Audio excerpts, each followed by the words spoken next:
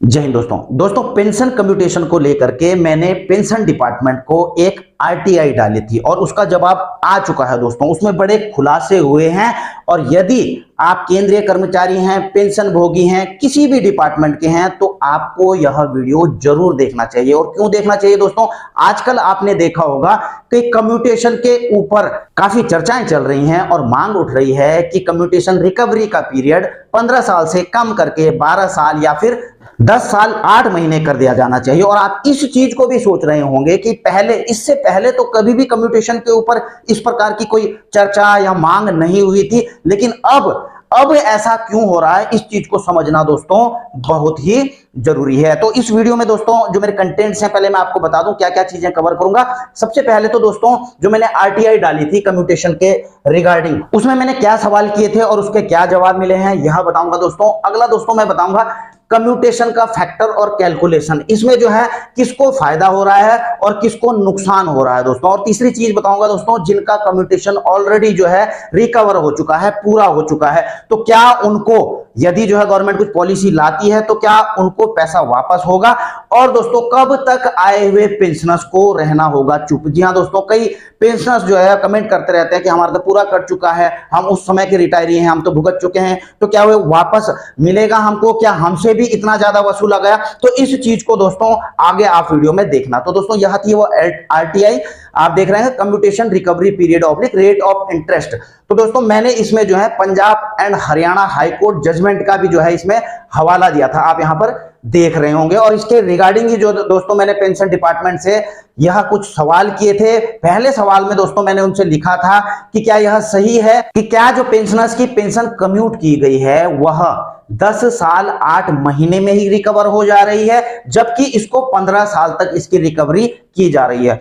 तो दूसरा मैंने सवाल किया था दोस्तों कि कम्यूटेशन जो किया गया है उसके ऊपर डिपार्टमेंट के द्वारा, सरकार के द्वारा कितना ब्याज लिया जा रहा है, 12% प्रति साल का या फिर 8% या फिर कुछ और अन्य रेट हैं। तो इसके रिगार्डिंग मैंने कैलकुलेशन शीट भी दोस्तों मांगी थी। और तीसरा दोस्तों मैंने सवाल किया था कि क्या डिपार्टमेंट या फिर गवर्नमेंट कम्यूटेशन के ऊपर कुछ सोच विचार कर रही है, इसका पीरियड कम करने के लिए कोई सोच विचार कर रही है, क्योंकि कई यूनियंस ने जो संगठनों ने ऑलरेडी जो है सरकार से, डिपार्टमेंट से इसको 15 साल से कम करके 12 साल करने की मांग की गई है। तो क्या इस पर कुछ सोच विचार चल रहा है और क्या इसका जियो है, क्या पॉलिसीज हैं कम्यूटेशन को लेकर के, यह सारी मैंने सवाल किए थे। और दोस्तों ये जो पंजाब हरियाणा हाईकोर्ट के डिसीजन हैं कम्यूटेशन के ऊपर, इसको भी जो है दोस्तों मैंने रेफरेंस के तौर पर जो है अपलोड किया था। अब देखिए दोस्तों, department of pension and pension welfare ने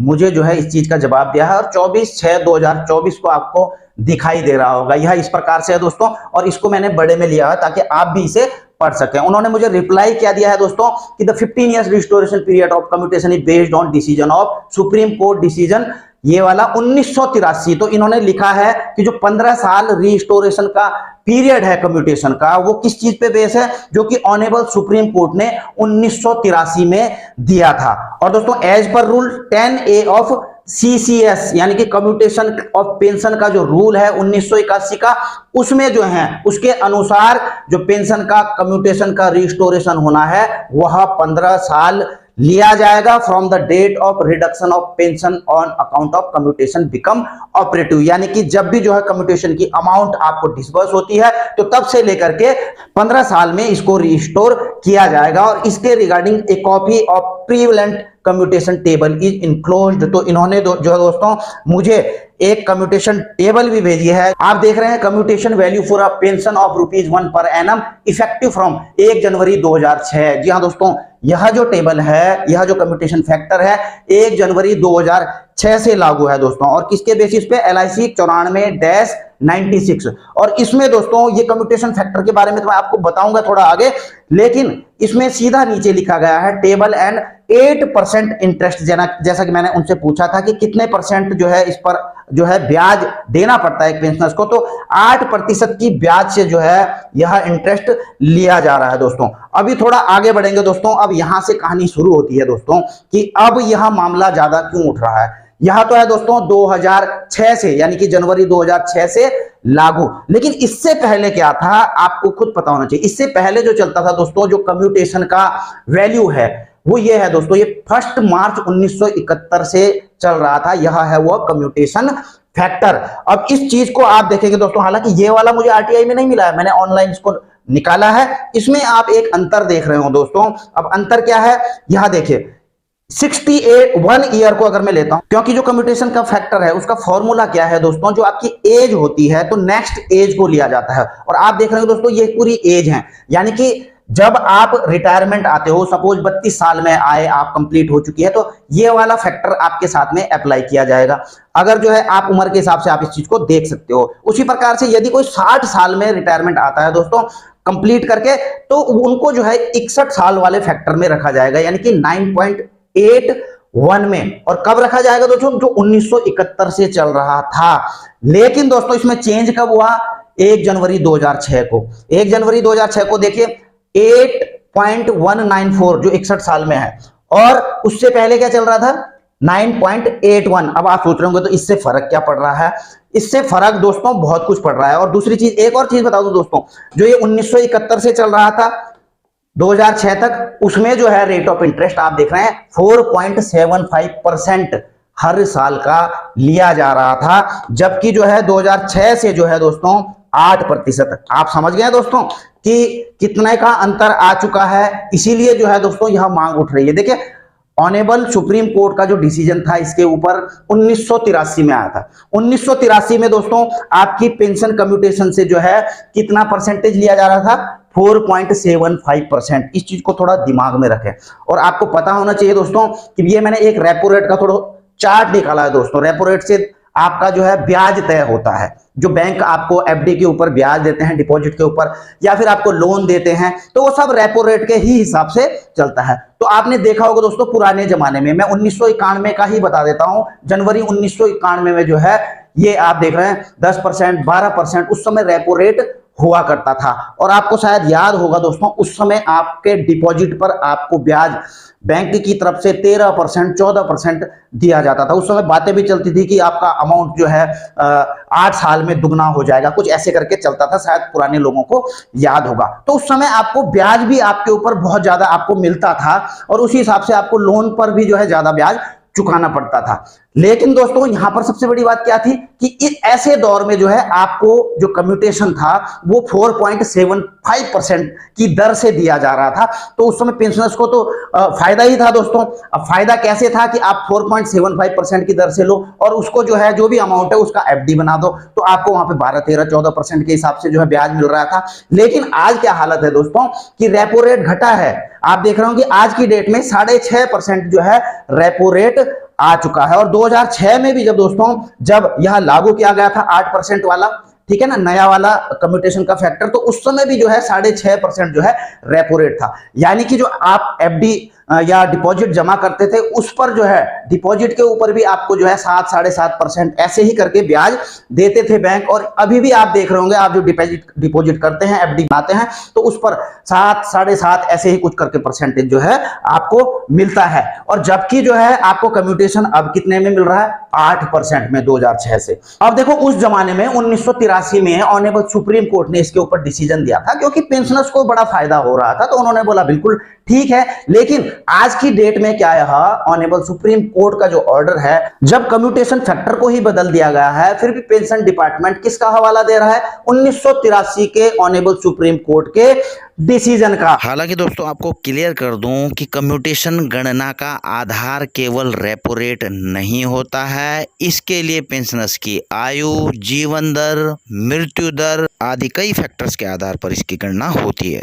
अब देखिए दोस्तों, इस चीज को लेकर के मैं आपको एक कैलकुलेशन भी बताऊंगा। यह प्री 2006 के लिए है, जब आपका कम्यूटेशन फैक्टर वो वाला था, ठीक है, जब आपको 4.75% के हिसाब से ब्याज मिल रहा था। यदि उस समय यानी कि 2006 से पहले आपको जो है कम्यूटेशन जो है 20 लाख रुपए कम्यूटेशन मिलता है, तो दोस्तों हालांकि मैं आपको बता दूं 20 लाख उस समय किसी को भी नहीं मिलता था। क्यों नहीं मिलता था? क्योंकि जो है उस समय इतनी सैलरी ही नहीं थी किसी की। हालांकि आज की डेट में मिल सकता है, उस समय कोई बड़े अधिकारी रहे होंगे तो उनको मिलता होगा, वो बात अलग है। लेकिन जो है 20 लाख उस समय नहीं मिलता था। लेकिन ये मैंने केवल कंपैरिजन के लिए बनाया है कि यदि आज की डेट में 2006 के बाद 20 लाख रुपए किसी को कंपटीशन मिलता है और 2006 से पहले यदि जो है 20 लाख रुपए कंपटीशन मिलता है, तो इस रेट ऑफ इंटरेस्ट से और इस रेट ऑफ इंटरेस्ट है 4.75 के हिसाब से और 8% के हिसाब से, यानी कि प्री 2006 और पोस्ट 2006। तो इसमें आप देख रहे हैं लॉन्ग टर्म दिखा रखा है, 15 साल में इसकी रिकवरी हो रही है दोस्तों।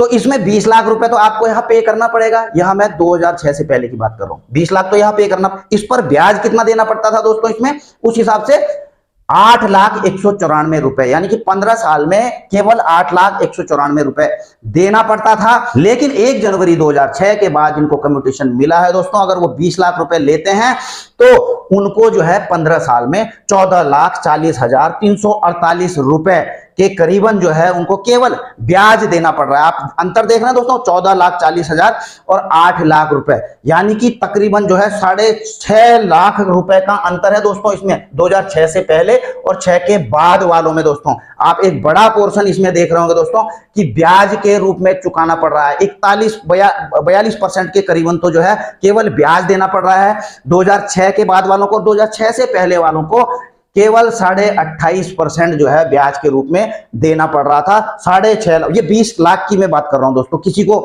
अगर 10 लाख से इसको जो है कंपैरिजन करेंगे तो इसका आधा लगा लो। यहां पर जो है इनको 14 देना पड़ रहा था तो वहां पे 7 लाख रुपए और देना पड़ेगा। तो उसी हिसाब से आप लगा सकते हैं, इसको कैलकुलेट कर सकते हैं। अगली चीज दोस्तों, मैंने 60 साल को लिया है दोस्तों कम्यूटेशन के रूप में, यानी कि 61वां साल का जो कम्यूटेशन की वैल्यू होती है उस चीज को मैंने लिया है प्री 2006 के लिए। आप यहां पर देख रहे हैं कि किसी की जो पेंशन होती है, जो बेसिक पेंशन बन रही होती है 30,000 बन रही है सपोज, ठीक है ना, प्री 2006 के लिए। तो ये केवल एक काल्पनिक है दोस्तों, हालांकि उस समय इतनी मिलती नहीं थी, ये केवल कैलकुलेशन के लिए है, ठीक है ना, कि अगर आज की डेट वाला उस दिन जो है ये लेता है तो उनके साथ में क्या होता है यह बताने के लिए। अगर आपकी पेंशन वैल्यू जो है 30,000 रुपए थी तो आपको पता ही है दोस्तों इसका 50% काउंट किया जाता है, 50% डिफेंस पर्सन के लिए, और जो 40% होता है वो जो सिविलियन कर्मचारी हैं दोस्तों उनको 40% जो है कम्यूट करवा सकते हैं, और जो डिफेंस के 50%। फिर भी मैं 50% को लेकर के चल रहा हूं, यानी कि 15,000 रुपए ये कम्यूट करवाते हैं अगर, तो ये वाला फॉर्मूला मैंने लगा दिया है दोस्तों, जो आपने उस टेबल में देख ही लिया है। गुणा होता है दोस्तों 12, तो यानी कि जो इनको कम्यूटेशन मिलेगा दोस्तों जो प्री 2006 है उनको मिलेगा 17,65,800 रुपए। और यदि जो है 2006 वाला इसी को लेता है दोस्तों 15,000 रुपए कम्यूट करवाता है तो उस पर जो है ये वाला कम्यूटेशन का वैल्यू लग जाता है गुणा 12, तो इसको मिलेगा दोस्तों 14,74,920। अब देखिए परसेंटेज तो अलग है दोस्तों पहले भी। अब इस चीज में आप नोटिस कर रहे होंगे कि जो रिकवरी पीरियड है इसकी भी जो है 15 साल है और इसकी भी 15 साल है। जो रिकवरी अमाउंट है दोस्तों ये 15,000 रुपए, ठीक है ना, रिकवरी अमाउंट है 15,000 रुपए। हर महीने का जो कटना है वो 2006 से पहले वाले का भी कटना है, सेम कटना है क्योंकि उतना कम्यूट कराया हुआ है, और सेम जो है इसका भी कटना है। अब आप इस चीज को समझ रहे होंगे कि 15 साल दोनों ने देना है और 15,000 रुपए देना है, लेकिन इसको तो मिला जो है 17,65,000 और इसको मिला केवल 14,74,920, जबकि जो है पैसा उतना ही चुकाना पड़ रहा है। तो कुल मिला के आप यहां पर देख रहे हैं कि 2,90,880 रुपए के, ये सारे अप्रोक्स हैं दोस्तों, अप्रोक्स हैं, तो 3 लाख के करीबन जो है इसको पैसा कम मिला पोस्ट 2006 वाले को, जबकि जो है चुकाना पूरा पड़ रहा है, बराबर पड़ रहा है। तो दोस्तों कुल मिलाकर के आप अब अच्छी तरह से समझ रहे होंगे कि आखिर आजकल यह मामला इतना ज्यादा क्यों उछल रहा है। जी हाँ, ये 1971 का जो चल रहा था 2006 तक, ठीक है ना, और ये है दोस्तों 2006 के बाद। बस यहीं से 2006 से जो है दोस्तों एक टर्निंग पॉइंट मिल जाता है, यहीं से जो है नुकसान होना शुरू करता है जब जो है यह कम्यूटेशन फैक्टर आता है, इसकी जगह में बदली होता है। तो दोस्तों मैं अब आपको बताऊं कि जो 2006 से पहले जिनका कम्यूटेशन जिनको मिल चुका है, भले उनकी रिकवरी जो है 2020 तक हुई हो, लेकिन उनको जो है कोई भी नुकसान मेरे हिसाब से नहीं है। तो उनको आराम की नींद सोना चाहिए, चैन की नींद सोना चाहिए। उनको यह नहीं लगना चाहिए कि हमसे भी जो है बहुत ज्यादा रिकवरी ले ली गई है या ऐसा है वैसा है। तो आप परेशान ना होएं, जो 1 जनवरी 2006 से पहले के रिटायरमेंट हैं तो उनको जो है इस वाले के जो ये कम्यूटेशन फैक्टर है इसके हिसाब से मिला है और 4.75% जो है उनसे इसकी रिकवरी ली गई है इसके इस परसेंटेज के हिसाब से। तो आप लोग ज्यादा परेशान ना हों। हाँ, जबरदस्ती परेशान होना चाहते हैं तो आपकी मर्जी है, लेकिन मत हों परेशान, ब्लड प्रेशर वगैरह बढ़ जाएगा। लेकिन जो 2 जनवरी 2006 के बाद के हैं दोस्तों, वो इस चीज के पीड़ित हैं और उनको परेशान भी होना चाहिए। अब मैं बात कर रहा था दोस्तों कि जिनका ऑलरेडी कट चुका है अब उनका क्या होगा, क्या उनको वापस दिया जाएगा यदि गवर्नमेंट कुछ ऐसी पॉलिसी लेकर के आती है। तो सबसे पहले तो बता दूं दोस्तों, जो 2006 से पहले के रिटायरी हैं उनके लिए तो कुछ वापस होने वाला नहीं है, क्योंकि उनको तो ऑलरेडी अच्छे रेट ऑफ इंटरेस्ट पे जो है रिकवरी की गई है कम्यूटेशन की। दूसरा दोस्तों, जो पोस्ट 2006 वाले हैं दोस्तों, आपको पता ही है एक तो कोर्ट में केस है। तो सबसे पहली बात तो यह है दोस्तों कि यदि कोर्ट से केस जीतते हैं तो इतना तो क्लियर है दोस्तों कि जो केवल पेटिशनर हैं, जो पेटिशनर हैं केस में हैं, जिन्होंने केस डाला है, तो उनको तो फायदा होगा दोस्तों उनकी रिकवरी। लेकिन अन्य के बारे में कुछ नहीं कहा जा सकता दोस्तों। हाँ, कुछ कहा जा सकता है, तो जो मैं विश्लेषण कर पा रहा हूं मैं उसको आगे बताऊंगा। उससे पहले मैं आपको बता दूं दोस्तों, जिनका ऑलरेडी जो है कट चुका है, पूरा हो चुका है, तो मुझे नहीं लगता कि गवर्नमेंट जो है इतनी जल्दी जो है उस पैसे को वापस करे जितना एक्स्ट्रा कट चुका है। अब दोस्तों आपको पता ही है कि कुछ संगठन लगातार जो है मांग कर रहे हैं कि 15 साल से 12 साल को लेकर के। तो हो सकता है दोस्तों अब जब जो है कोर्ट का यह ऑर्डर आ जाए तो उसके बाद जो है कुछ डिपार्टमेंट, सरकार भी जो है चौंके कि वाकई में क्या इतना लिया जा रहा है इनसे, इस पर वो कुछ फैसला लें, कुछ नई पॉलिसी लेकर के आए। जिनका जो है 12 साल ऑलरेडी कट चुका है, 12-13 साल तक, तो उनकी रिकवरी एक पार्टिकुलर डेट से रोक दिया जाए। और हो सकता है दोस्तों जो 8वां पे कमीशन आ रहा है 2026 से, उस समय गवर्नमेंट कुछ नया कम्यूटेशन का फैक्टर लेकर के आए, ये हो सकता है दोस्तों। हालांकि ये तो जो मैंने आपको बोला है दोस्तों, ये मेरी अपनी पर्सनल राय है, लेकिन आपकी भी कुछ राय है दोस्तों, आप कमेंट बॉक्स में जाकर के लिख सकते हैं। बाकी दोस्तों मैं उम्मीद करता हूं कि वीडियो में आपको काफी कुछ जानकारियां मिली होंगी। वीडियो को आप लाइक जरूर कर देना, अन्य पेंशनर्स को शेयर जरूर कर देना, और चैनल में अगर आप नए हैं तो चैनल को सब्सक्राइब करके बेल आइकन का घंटा दबा सकते हैं, ताकि आपको मेरी आने वाली वीडियोज की नोटिफिकेशन मिलती रहे। जल्द मिलेंगे नई वीडियो में नई जानकारी के साथ। जय हिंद, वंदे मातरम।